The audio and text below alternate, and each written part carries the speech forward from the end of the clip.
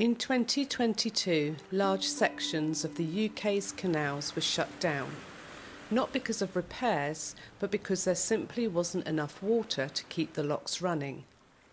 Then, just a year later, in mid-September, the River Thames went into flood, far earlier than expected. Friends of ours were mid-holiday and suddenly stranded, tied up with no way of moving. From droughts to floods, climate change is reshaping life on the waterways.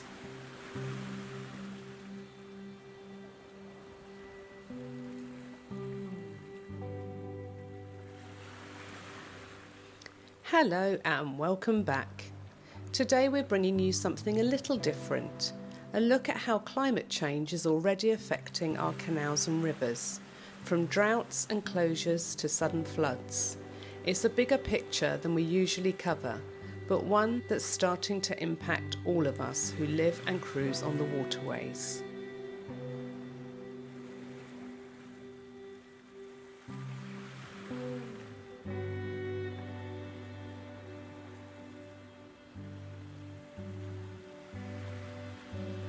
The canal and river network relies on rainfall, reservoirs and careful water management. But climate change is bringing more extremes. Long dry spells mean canals and reservoirs don't get topped up. Then, when the rain does come, it's often in heavy downpours. The ground can't absorb it, so rivers rise rapidly and flood. It's two sides of the same problem: too little water and too much.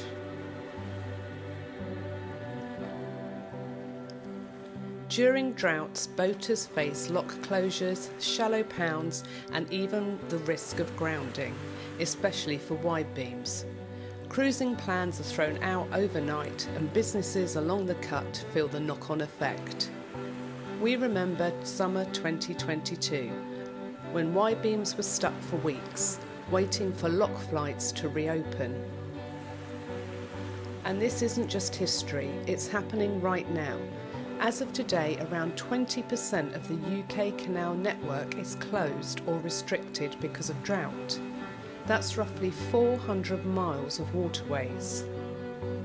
In Birmingham, lock flights at Braids, Minworth, Rushall, Tame Valley and Wolverhampton are all closed to conserve water. Reservoirs feeding key canals like Ashton, Cordon, Grand Union, Leicester Line, Leeds and Liverpool, Macclesfield, Peak Forest, Rochdale, South Oxford and the Trent and Mersey are critically low. On the Peak Forest and Macclesfield, reservoirs are reported to be only about 11% full. Even links to rivers like the Nene and Soar have been shut. It shows just how fragile the system is when rainfall doesn't arrive.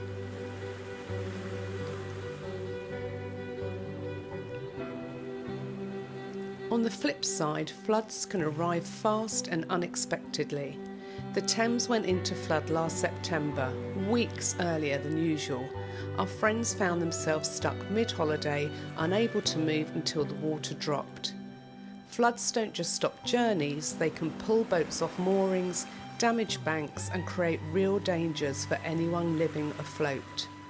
Insurance headaches and higher premiums are another side effect boaters are now having to deal with.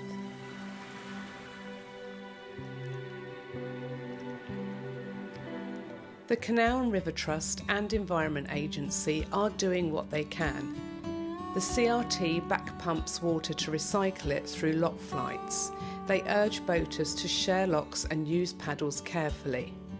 The Environment Agency issues flood warnings using its coloured board system. But the truth is, much of this infrastructure is over 200 years old, and the cost of upgrading it is enormous. And of course, it comes down to how we boaters behave.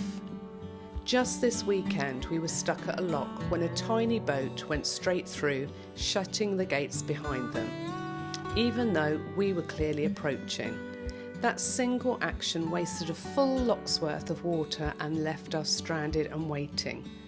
It's a small moment, but multiplied across the network, it makes a huge difference. Of course, the UK isn't the only country facing these challenges. In the Netherlands, where canals and waterways are central to the landscape, dredging is a regular part of maintenance. By keeping canals deeper and clearer, they make space for more water and reduce the risk of both drought problems and sudden floods. But here's the catch: it's incredibly expensive. The Dutch invest heavily in water infrastructure because it's essential to protecting their whole country from flooding. For the UK, dredging the canal network on that scale would cost billions. And with the Canal and River Trust already struggling to fund basic repairs, it's not likely anytime soon. Still, it's an important reminder, canals aren't just heritage features, they're living systems that need serious investment if they're going to withstand the pressures of climate change. As boaters, there are small but vital steps we can take. In drought conditions, share locks wherever possible, close paddles properly, and plan cruises with closure notices in mind. Right now, checking CRT's stoppage match before setting off is essential. In floods, check EA floodboards daily, double up mooring lines, and never move on a red board. Keeping springs on your ropes, fenders ready, and an anchor to hand can make all the difference. For Widebeams especially, planning ahead is key, whether that means watching for drought restrictions or finding safe moorings when the river's running high. Climate change is bringing more extremes to our waterways. One season we're facing drought, the next it's floods. But canals have survived war, industry and neglect, and with care from us all, they can survive this too.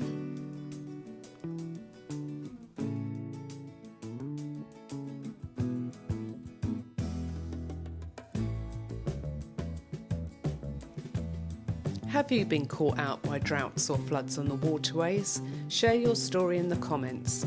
We'd love to hear how other boaters are adapting. And don't forget to subscribe to follow the rest of our journeys.